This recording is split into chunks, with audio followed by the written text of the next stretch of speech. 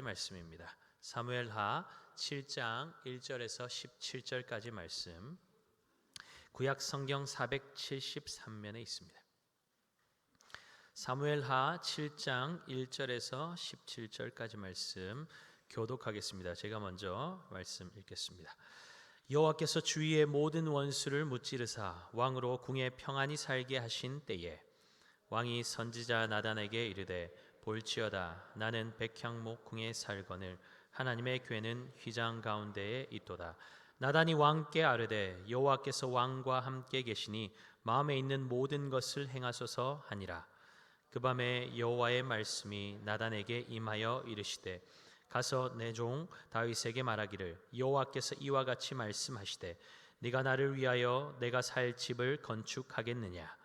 내가 이스라엘 자손을 애굽에서 인도하여 내던 날부터 오늘까지 집에 살지 아니하고 장막과 성막 안에서 다녔나니 이스라엘 자손과 더불어 다니는 모든 곳에서 내가 내 백성 이스라엘을 먹이라고 명령한 이스라엘 어느 지파들 가운데 하나에게 내가 말하기를 너희가 어찌하여 나를 위하여 백향목집을 건축하지 아니하였느냐고 말하였느냐.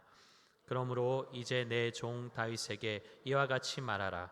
만군의 여호와께서 이와 같이 말씀하시기를 내가 너를 목장 곧 양을 따르는 데에서 데려다가 내 백성 이스라엘의 주권자로 삼고 내가 가는 모든 곳에서 내가 너와 함께 있어 내 모든 원수를 내 앞에서 멸하였은즉 땅에서 위대한 자들의 이름같이 내 이름을 위대하게 만들어 주리라. 내가 또 내 백성 이스라엘을 위하여 한 곳을 정하여 그를 심고 그를 거주하게 하고 다시 옮기지 못하게 하며 악한 종류로 전과 같이 그들을 해하지 못하게 하여 전에 내가 사사에게 명령하여 내 백성 이스라엘을 다스리던 때와 같이 아니하게 하고 너를 모든 원수에게서 벗어나 편히 쉬게 하리라. 여호와가 또 내게 이르노니 여호와가 너를 위하여 집을 짓고 내 수완이 차서 내 조상들과 함께 누울 때에 내가 내 몸에서 날 내 씨를 내 뒤에 세워 그의 나라를 견고하게 하리라. 그는 내 이름을 위하여 집을 건축할 것이요 나는 그의 나라 왕위를 영원히 견고하게 하리라. 나는 그에게 아버지가 되고 그는 내게 아들이 되리니 그가 만일 죄를 범하면 내가 사람의 매와 인생의 채찍으로 징계하려니와 내가 내 앞에서 물러나게 한 사울에게서 내 은총을 빼앗은 것처럼 그에게서 빼앗지는 아니하리라. 내 집과 내 나라가 내 앞에서 영원히 보존되고 내 왕위가 영원히 견고하리라 하셨다 하라. 함께 읽겠습니다. 나단이 이 모든 말씀들과 이 모든 계시대로 다윗에게 말하니라. 아멘. 자, 우리 귀한 믿음의 지체들 인사하겠습니다. 오늘은 이렇게 인사하겠습니다. 금보다 귀한 성도님 축복합니다. 축복합니다. 오늘도 큰 은혜 받고 갑시다. 여러분 한 분 한 분은 주님께 금보다 귀한 성도인 줄 믿습니다. 수많은 고난과 어려움의 시간을 지나온 다윗은 이제 평화의 시대를 누리고 있습니다. 성경은 그 이유를 이렇게 설명하고 있습니다. 오늘 본문 1절입니다. 여호와께서 주위의 모든 원수를 무찌르사. 하나님께서 다윗이 평안히 살게 하시려고 다윗 주변의 모든 대적들을 정리해 주셨다는 것입니다. 우리가 평안함 가운데 살아가고 있다면 그것은 내가 노후를 잘 준비하고 내가 우리 가정을 잘 돌보고 내 자녀들을 잘 교육시켰고 내가 열심히 성실하게 살아서가 아닙니다. 우리가 누리는 평안의 이유는 선하신 우리 하나님의 손이 우리의 삶을 성실하고 완벽하게 돌보고 계신 때문인 줄 믿습니다. 본문은 그것을 말하고 있는 것이죠. 하나님의 은총과 도우심으로 안식의 시기에 들어선 다윗은 이제 자신이 하나님께서 안식하실 수 있는 곳을 마련해 드리고자 하는 열망으로 가득합니다. 2절입니다. 왕이 선지자 나단에게 이르되 볼지어다 나는 백향목궁에 살거늘 하나님의 궤는 휘장 가운데 있도다. 오랜 시간 떠돌이처럼 살아왔던 다윗의 거처는 야전 막사에서 이제 백향목으로 지어진 화려하고 안전한 왕궁으로 옮겨졌습니다. 그러나 하나님의 법궤는 여전히 광야를 떠돌던 초라하고 안정적이지도 않은 천막에 있는 것이죠. 다윗의 입장에서 자신은 떠돌이 방랑 생활을 끝마치고 안식을 누리고 있지만 하나님은 여전히 안식을 얻지 못하고 계시고, 그것이 너무나 다윗은 죄송할 따름이었습니다. 그러니 그는 적어도 왕궁 수준은 되는 집을 건축하여서 하나님께서 거하실 안정적인 공간을 확보해 드리겠다는 결심을 하게 된 것입니다. 이제 자신이 하나님께 그 정도는 해드릴 지위와 능력은 된다는 것이죠. 한마디로 이제 하나님 제 덕 좀 보시라는 것입니다. 나단은 다윗의 의견에 찬성하지만 하나님은 반대하십니다. 다윗이 고대의 왕들처럼 하나님께 성전을 지어 바치면서 자신의 정권을 정당화하고 백성들을 효과적으로 통치하기 위한 수단으로 성전 건축을 하려고 작정하고 있기 때문일까요? 그렇지 않습니다. 다윗은 그러한 시도가 얼마나 헛된 것인지, 하나님 앞에 얼마나 큰 죄악인지를 법궤를 옮겨오는 과정 속에 이미 뼈저리게 경험했습니다. 자신의 피로를 위해서 하나님을 도구화하려는 숨겨진 욕망을 드러내시고 꺾어버리신 베레스 우사 사건을 통해서 하나님을 대하는 다윗의 태도는 완전히 바뀌게 되었습니다. 다윗은 하나님을 향한 온전한 경외심으로 언약궤를 다윗성으로 모셔드렸습니다. 하나님께 성전을 지어드리려는 다윗의 의도는 불순하지 않습니다. 정말 순전한 마음으로 그런 열망을 품고 있는 것입니다. 그렇다면 하나님께서 다윗의 계획을 거절하신 이유는 무엇일까요? 그것은 안식의 문제와 관련이 있습니다. 하나님께서 성전 건축을 허락하시지 않으신 것은 다윗의 시대에 아직 완전한 안식이 이루어지지 않았기 때문입니다. 물론 하나님의 은혜로 블레셋은 제압되었고 그로 인해서 이스라엘이 안정을 얻게 된 것은 사실입니다. 그러나 오늘 본문 10절 11절을 읽어보면 알 수 있듯이 지금 그들이 누리고 있는 안식은 임시적인 것이었습니다. 10절 11절 말씀 함께 읽겠습니다. 내가 또 내 백성 이스라엘을 위하여 한 곳을 정하여 그를 심고 그를 거주하게 하고 다시 옮기지 못하게 하며. 잠깐 띄어놔 주세요. 여러분, 이 말이 무슨 말입니까? 또 옮겨가는 일이 있을 것이라는 말씀이죠. 그러니까 앞으로 하나님께서 이스라엘 백성들을 위해서 한 곳을 정하셔서 다시는 옮겨가는 일이 없도록 이스라엘이 영원히 거주할 곳을 마련해 주시겠다는 약속입니다. 계속 읽어가 볼까요? 악한 종류로 전과 같이 그들을 해하지 못하게 하여 전에 내가 사사에게 명령하여 내 백성 이스라엘을 다스리던 때와 같지 아니하게 하고 너를 모든 원수에게서 벗어나 편히 쉬게 하리라. 여호와가 또 내게 이르노니 여호와가 너를 위하여 집을 짓고. 여러분, 사사시대에 어땠습니까? 진짜 왕이신 하나님을 인정하지 않고 백성들이 자신의 소견에 옳은 대로 살다가 원수들에게 수치를 당하고 압제당하며 절망과 고통의 나날을 보냈죠. 안식이 어디 있었습니까? 그런데 하나님의 약속은 무엇입니까?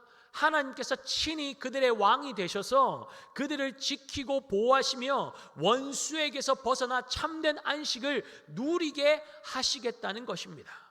그러니까 이 말씀은 지금 이스라엘이 누리고 있는 평안은 영구적인 것이 아니고 참된 안식은 여전히 미래의 일로 남겨져 있다는 말씀입니다.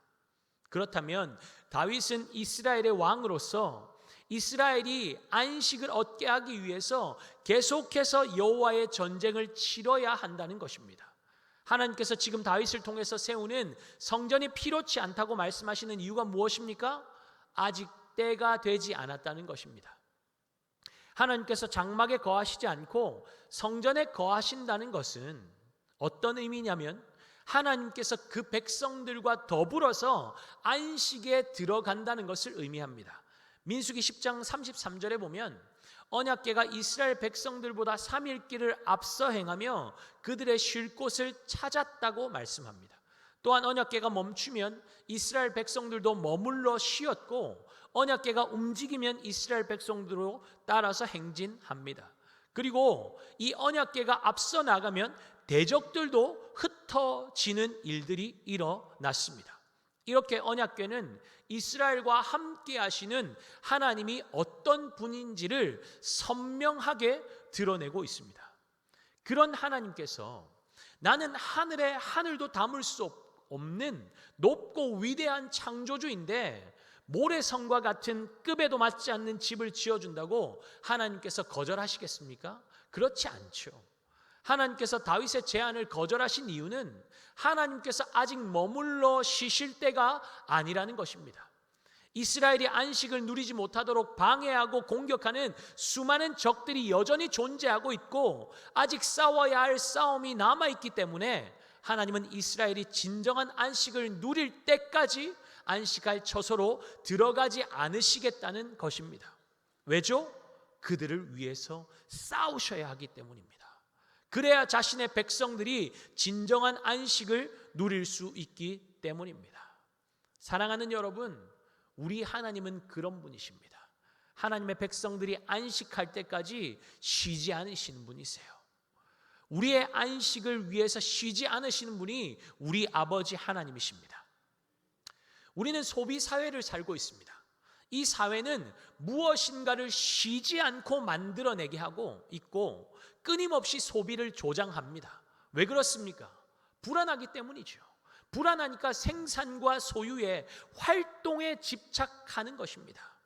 만족이 없는 인생은 생산이든 소비든 분주한 활동을 통해서 자신의 비고 불안한 마음을 채우려고 시도합니다. 활동을 통해서 자신의 존재 가치를 증명하려고 합니다. 여러분, 이스라엘 백성들을 압제했던 애굽은 어떤 곳이었습니까? 거대한 생산 공장이었죠. 월터 브루그만의 안식일은 저항이다 라는 책에 보면 저자는 애굽의 신들과 이방 잡신들은 주는 신들이 아니고 오히려 빼앗아가는 신들이라고 말합니다. 그러니 빼앗아가는 신들의 하수인이었던 이 애굽의 바로왕 어땠습니까? 늘 빼앗기니까 만족이 없는 것이죠. 불안한 것이죠. 그러니 무엇인가를 늘 끊임없이 쌓아 올리게 만듭니다. 그는 부를 축적하기 위해서 이스라엘 백성들에게 끊임없는 생산을 요구하죠. 바로가 구축한 시스템 안에서 안식은 그 어디서도 찾아볼 수 없었습니다. 여러분, 거대한 애굽의 생산 시스템 안에서 착취당하고 유린당하고 있는 이스라엘의 모습이 바로 이 시대를 살아가고 있는 우리의 모습 아닙니까? 끊임없이 생산과 소유에 집착하게 만들죠. 왜 만들고 있는지, 무엇을 위해 만드는지, 왜 이것이 필요한지 생각할 겨를이 없습니다. 그저 좋다고 하니까, 다른 사람들 다 가지고 있으니까, 없으면 도태되는 것 같고 불안하니까 일단 소유하고 보는 것 아닙니까? 일단 사고 보는 것 아닙니까? 여러분, 이 세상이 왜 이렇게 급박하게 돌아갑니까? 우리는 왜 이렇게 숨 쉴 틈 없이 바쁩니까? 주님의 날, 주님께 드리는 시간이라고 시간과 장소를 구별해서 예배 드리고 있지만 이곳에서조차도 우리의 마음이 분주할 때가 얼마나 많습니까? 여러분, 왜 그렇게 바쁘세요? 왜 그렇게 열심히 달려가십니까? 그렇게 사는 중에도 여러분들의 마음에 평안이 있습니까? 밤길에 발걸음이 빨라지는 이유가 무엇입니까? 불안하고 무섭기 때문이죠. 길을 잃었을 때 더 빨리 뛰어가는 이유가 그것 아닙니까? 마음의 불안 때문입니다. 우리의 삶이 지나치게 분주하고 내 삶이 지금 과속하고 있다면 그때가 바로 멈추어 서서 점검할 때입니다. 내가 이렇게 달려가고 있는 이유가 무엇인지, 어디로 가기 위함인지 목적과 방향을 점검해야 하는 것이죠. 가장 무서운 것이 무엇입니까? 멈출 줄 모르는 것입니다. 폭주 기관차가 무서운 이유가 그것이죠. 어디로 가서 어디에 충돌하고 어떤 사고를 일으킬지 알 수 없기 때문입니다. 사랑하는 여러분, 우리의 마음에 쉼이 없고 초조하고 불안하여서 주님 앞에 예배드리는 이 시간조차도 마음이 쉬지 못하고 있다면 기억해야 합니다. 탈진할 날이 멀지 않았구나. 왜냐하면 인간은 한계를 지닌 존재이기 때문이죠. 하나님의 능력이 무한하시지 인간의 능력은 유한합니다. 온몸의 에너지를 다 끌어올려서 달려가고 있다고 할지라도 결국에는 에너지가 바닥나고 연료가 완전히 고갈되는 때가 오게 될 것입니다. 그러면 올 스탑이죠. 다 멈추는 거예요. 아무것도 못하는 거예요. 그렇다면 질문은 이것이죠. 여러분이 삶을 살아갈 에너지를 공급받는 곳은 어디냐는 것입니다. 오늘 이 예배의 자리에 나오신 이유가 무엇입니까? 하나님이 나의 유일한 에너지 공급원 맞습니까? 하나님이 나의 유일한 에너지 공급원 맞습니까? 세상 속에서 하나님이 주신 힘과 능력으로 살다가 또 주님의 은혜 필요해서 공급받기 위해서 이 자리에 나오신 것 맞습니까? 그렇다면 이제 공회전 그만하고 엔진 끄고 멈추어 서야 하지 않겠습니까? 안식일이 저항이라는 것은 하나님께서 우리에게 주시고자 하는 안식을 방해하는 수많은 장애물들이 있다는 것입니다. 그것에 저항하고 맞서지 않고 장애물들을 방치해두면 그나마 조금 있는 것마저도 다 빼앗기게 됩니다. 사단이 하는 일이 그것이죠. 여러분, 우리 하나님은 안식이 필요한 분이십니까? 그분 자체가 안식이시고 그분 자체가 평안이시고 그분 자체가 만족이고 충만이신데 다른 추가적인 안식이 왜 필요하시겠습니까? 그럼에도 불구하고 6일의 창조 사역 이후에 7일째 안식하셨다고 성경이 기록하는 이유가 무엇이겠습니까? 안식이 그만큼 중요하다는 것이죠. 하나님께서 창조하신 모든 것이 완벽하고 실수가 없고 완벽하니까 하나님께 맡겨드리고 쉼과 안식을 누리라는 것 아닙니까? 그런데 믿지 못하면 어떻습니까? 하나님 앞에 예배 드리는 이 시간에도 쉴 틈이 없는 거죠. 마음이 쉬지를 못하는 거죠. 왜 그렇습니까? 내가 해야 되니까 그런 거예요. 어떻게 하면 그 일이 잘 되게 할 수 있을까? 어떻게 하면 더 인정받을 수 있을까? 어떻게 하면 더 높은 자리에 올라갈 수 있을까? 어떻게 하면 좀 더 가지고 채울 수 있을까? 그렇게 사막의 신기루와 같은 허상을 쫓으며 폭주 기관차처럼 쉴 새 없이 달려가는 것이죠. 어디로 가는지도 모른 채. 맡기지 못하면 바로가 지배하는 세상의 시스템 속에서 종노릇하며 안식은 깨지고 그나마 있는 것마저도 다 빼앗기게 되는 것입니다.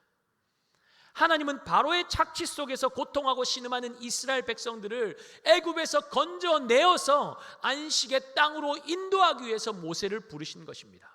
그러나 모세는 이스라엘 백성들을 안식의 땅으로 인도하는 이 일을 완수하지 못하고 광야에서 죽죠.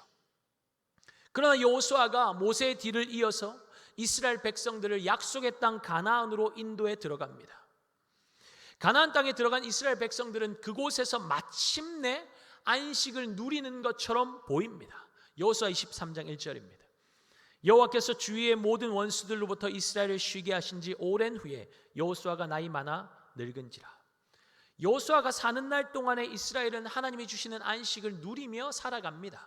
그러나 여호수아가 죽고 그 세대 사람들이 다 죽고 나니까 어떤 일이 일어났죠? 하나님을 알지 못하고 하나님께서 이스라엘 백성들을 위해서 행하신 일도 알지 못하는 다른 세대가 일어나게 됩니다. 하나님을 알지 못하는 다른 세대. 다르다는 건 악하다는 거예요. 다음 세대로 연결되는 것이 아니라 완전히 단절된, 하나님을 알지 못하고 하나님을 인정하지 못하고 하나님을 대적하는 다른 세대가 일어났다는 거예요. 하나님을 떠나니까 안식은 깨어지게 되고 자기의 소견에 옳은 대로 살아가는 사사시대가 시작되는 것은 당연한 이치죠. 안식의 땅에서도 안식을 누리지 못하고 안식을 찾아 헤매는 방랑의 삶을 살아가는 이스라엘. 그렇게 미결로 남겨져 있던 안식의 과업은 결국 다윗의 시대에까지 이르게 된 것입니다. 그런데 희망적인 것은 무엇입니까? 오랜 시간 동안 해결되지 않았던 그 안식의 문제를 하나님께서 친히 해결해 주시겠다고 말씀하시는 것이죠. 오늘 본문 11절 말씀 함께 읽어보겠습니다. 전에 내가 사사에게 명령하여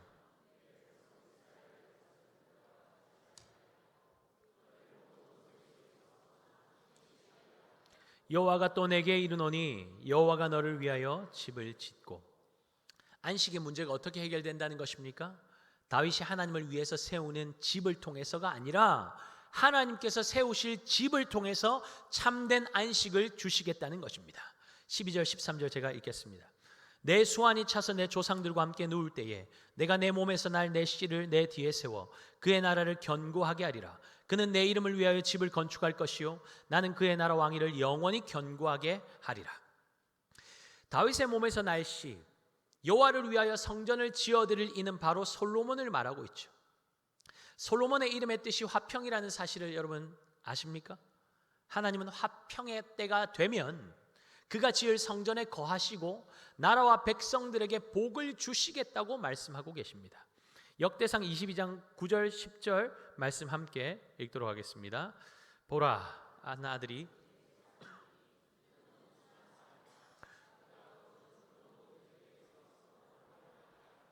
그 이름을 솔로몬이라 하리니 이는 내가 그의 생전에 평안과 안일함을 이스라엘에게 줄 것임이니라. 그가 내 이름을 위하여 성전을 건축할지라. 그는 내 아들이 되고 나는 그의 아버지가 되어 그 나라 왕위를 이스라엘 위에 굳게 세워 영원까지 이르게 하리라 하셨나니. 다윗의 뒤를 이어서 왕위에 올라 성전을 세우고 이스라엘을 견고케 할 다윗의 씨는 솔로몬을 말하지만 이 말씀은 그 차원을 넘어서고 있는 말씀입니다. 장차 다윗의 후손으로 오셔서 메시아 왕국을 세우시고 자기 백성들에게 영원하고 참된 안식과 평안을 주실 예수 그리스도를 가리키는 말씀이죠.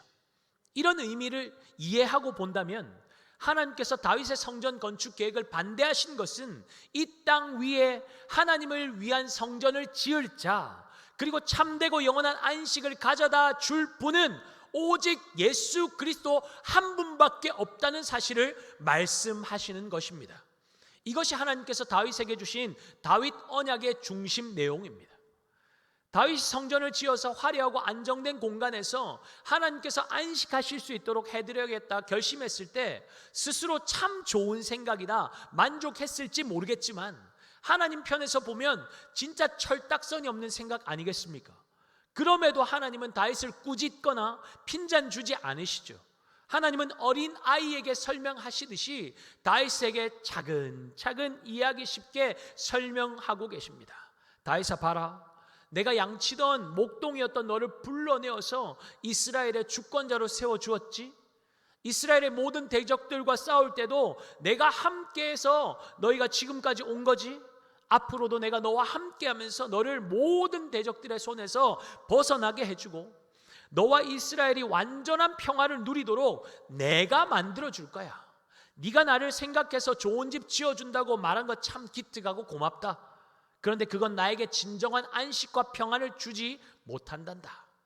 너희가 진정한 안식을 누리는 것이 나에게 진짜 평안이고 안식이란다. 그러니 내가 너를 위해서 영원하고 흔들리지 않는 견고한 집을 지어줄게 라고 하나님께서 다윗에게 설명하고 계신 것입니다.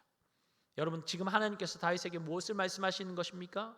평안과 번영, 안식은 누구의 손에 있다는 것이죠? 하나님께서 친히 하나님의 일을 이루어 가신다는 것입니다. 여러분, 주의 백성들은 이것을 기억해야 돼요. 하나님이 하나님의 작정하신 일을 친히 이루어 가십니다. 내가 뭔가 하는 게 아니에요. 그냥 하나님이 동참시켜 주시는 거예요. 깍두기로 끼워 주시는 거예요. 닭강으로 끼워 주시는 거라고요. 내가 뭔가 잘나서, 내가 특별해서, 내가 많이 가져서, 내가 경험이 아닙니다. 하나님의 그 구원사에게 동참시켜 주시는 것입니다. 하나님의 일을 하나님이 이루어 가십니다. 내가 뭔가 대단한 일을 할 수 있을 것 같고, 어느 정도 위치에 오른 것 같고, 인지도도 이만하면 된 것 같고, 가진 것도 꽤 되는 것 같으니까 이제 하나님 제가 해볼게요. 하나님은 잠깐 저 옆에서 쉬시면서 제가 하는 것 좀 지켜보세요. 하나님 제 덕 보게 해드릴게요. 된다는 것입니까? 안 된다는 겁니다. 그것이 교만입니다. 결국 인생이 교만해지면 하나님께서 하셔야 할 일이 분명하죠. 뭡니까? 사람의 매와 인생의 채찍을 들어서 징계하실 수밖에 없는 것이죠. 그것이 다윗 언약의 또 다른 약속 아닙니까? 14절 함께 보겠습니다. 나는 그에게 아버지가 되고 그는 내게 아들이 되리니 그가 만일 죄를 범하면 내가 사람의 매와 인생의 채찍으로 징계하려니와. 아들이니까 징계하는 거예요. 징계는 저주가 아닙니다. 아들의 특권입니다. 하나님께서 우리를 징계하시는 이유는 하나님을 향해서 고개를 빳빳이 쳐드는 교만이 주님이 주시는 안식과 평안을 빼앗아 가기 때문입니다. 징계가 우리의 안식을 빼앗아 가는 것이 아닙니다. 그런데 우리는 속는 거죠. 아빠가 나를 사랑하지 않아서 때린다고, 내가 이거 가지는 거 싫어서 빼앗아 가시는 거라고. 얼마나 미숙한 생각입니까? 불을 다룰 줄 모르는 아이에게 불을 주는 부모가 어디 있습니까? 모래성 지어서 아빠 엄마 호강시켜 주겠다는 철부지 어린아이에게 운전하라고 차 키를 맡기는 부모가 어디 있습니까? 도로에 다니는 차들 신기하다고 차도에 뛰어드는 아이를 꾸짖지 않을 부모가 어디 있습니까? 부모가 자녀를 기다리게 하고 꾸짖고 심지어 매를 들기까지 하는 것은 사랑하는 자녀의 행복과 미래를 위함 아닙니까? 하나님께서 징계하시는 것은 아들과 같이 대우하시기 때문이라고 말씀하고 있습니다. 히브리서 12장 8절입니다. 징계는 다 받는 것이거늘 너희에게 없으면 사생자요 친아들이 아니니라. 징계 안 받는 것이 중요한 것이 아니죠. 왜 징계 받느냐가 중요한 것입니다. 히브리서 12장 11절 함께 읽어보겠습니다. 무릇 징계가 당시에는 즐거워 보이지 않고 슬퍼 보이나 후에 그로 말미암아 연단받은 자들은 의와 평강의 열매를 맺느니라. 아멘. 징계의 끝이 뭡니까? 버림입니까? 멸망입니까? 그렇지 않죠. 징계의 결론은 연단을 통한 의입니다. 징계를 통해서 하나님과 더 온전하고 친밀한 관계가 맺어지게 되는 것입니다. 징계를 통해서 우리의 안식을 깨뜨리는 죄가 제거되고 나니까 하나님과 온전한, 회복된 온전한 관계 안으로 들어가게 되는 것이죠. 그러니까 어때요? 평안이 있는 것이죠. 만족이 있는 것이죠. 안식이 있는 것이죠. 다윗 언약을 통해서 우리가 알 수 있는 것은 무엇입니까? 안식은 내가 만들어낼 수 없다는 것입니다. 소유나 환경에서 안식이 나오는 것이 아니라는 것입니다. 오직 예수 그리스도를 통해서만 참된 안식을 누릴 수 있다는 것입니다. 사랑하는 여러분, 어떤 삶을 살고 계십니까? 징계받고 있는 것 같습니까? 그러면 기억하십시오. 15절에 뭐라고 말씀하고 있죠? 하나님께서 사람의 매와 인생의 채찍으로 징계하시는 것은 사울에게서 은총을 빼앗은 것처럼 빼앗기 위함이 아니랍니다. 그러면 무엇 때문에 이렇게 하신다는 거예요? 16절 볼까요? 내 집과 내 나라가 내 앞에서 영원히 보존되고 내 왕위가 영원히 견고하게 하시려고 하나님께서 인생의 채찍을 드신다는 거예요. 징계는 빼앗기 위함이 아니라 오히려 보존되고 영원히 견고하게 하시기 위함인 줄 믿습니다. 하나님은 애굽의 신들처럼 빼앗아 가는 분이 아니세요. 사랑하는 자녀를 위해서 다 내어주실 뿐만 아니라 생명마저도 아낌없이 내어주시는 분이 우리 아버지 하나님이십니다. 그러니 이 예배 자리에서까지 하나님께 인정받기 위해서 내가 뭔가 해드려야 되겠다. 혹시 잘못한 거 책 잡혀가지고 하나님께 벌 받으면 어떡하지? 불안하고 숨기기 위해서 온갖 궁리를 다 하고 그럴 필요가 없다는 것입니다. 자유하라는 거예요. 하나님을 기뻐하라는 거예요. 그분은 우리의 아버지가 되시기 때문입니다. 그분은 우리를 사랑하셔서 우리를 구원하시려고 아들의 생명까지도 아끼지 않으신 분이십니다. 그 사랑을 기억하고 그 하나님과 교제하고 사랑을 누리는 것이 바로 예배 아닙니까? 예배는 참된 안식으로의 초대입니다. 여러분 다 초대장 받고 이곳에 오신 거예요. 쉴 새 없이 활동하고 우리의 모든 것을 착취하고 있는 세상 속에서 불러내어서 세상은 상상할 수도 없는 하늘의 평강과 안식을 부어주시는 시간이 바로 이 예배의 시간인 것입니다. 여러분, 여러분들의 일상의 삶 가운데도 하나님과 함께하는 그 예배의 시간에 세상이 줄 수 없는 평안과 안식이 부어지는 시간이 될 줄 믿습니다. 그러니 여러분, 이 예배의 시간에 그냥 구미 강동교회 본당에 앉을 때만 예배가 아니라 우리의 삶 속에서 하나님을 내 삶에 초청하는 그 시간이 예배의 시간이라면 그 주님 안에서 안식과 평안을 누릴 수 있는 것 아닙니까? 누리려면 어떻게 해야 돼요? 맡겨야죠. 내 인생의 무거운 짐들을 주님께 맡겨 드릴 때 참된 안식이 임하는 것입니다. 맡기는 건 뭐예요? 던지는 거예요. 내 거 아니에요. 주님, 이거 내 거 아니에요. 던지는 거예요. 주님이 그걸 우리에게 요구하세요. 사단이 계속 방해합니까? 저항하셔야죠.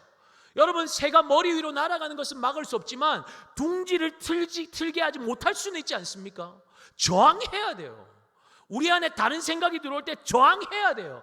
왜곡된 생각들, 부정적인 생각들이 들어올 때 저항해야 돼요. 감히 니까짓게 하나님과 나의 교제를 방해해? 예수의 이름으로 명하노니 떠나갈지어다. 부정적인 생각, 왜곡적인 생각, 더러운 생각들, 염려, 불안, 근심, 두려움, 우울함은 예수 이름 앞에 묶임받고 떠나갈지어다. 예수 이름으로 저항해야 되는 거예요. 주님께서 저와 여러분을 안식의 자리로 초대하고 계십니다. 누가 주님 주시는 안식을 누릴 수 있습니까? 주님만이 안식을 주시는 분이심을 믿고 주님께 내 삶을 맡겨드리는 사람이 주님 주시는 안식과 평안을 누릴 수 있지 않을까요? 쉬지 못하는 마음, 부정적인 생각들, 분주함, 두려움, 교만, 우울함, 염려까지도 다 주님께 맡겨버리시기 바랍니다. 예배는 안식입니다. 예배는 뭐라고요? 안식이에요. 주님이 주시는 그 안식을 받아 누리는 시간이 예배 시간입니다. 이 시간 주님께서 참된 안식, 세상은 상상할 수도 없고 줄 수 없는 그 안식을 우리에게 부어주기 원하십니다. 우리가 그 누리는 안식을, 우리가 경험한 안식을 우리만 누리는 것이 아니라 세상 가운데로 흘려보내기를 우리 주님은 원하십니다. 이 시간 누가 주님의 초대에 믿음으로 반응하시겠습니까? 우리 다 함께 자리에서 일어나셔서 함께 주님을 찬양하며 나아가겠습니다.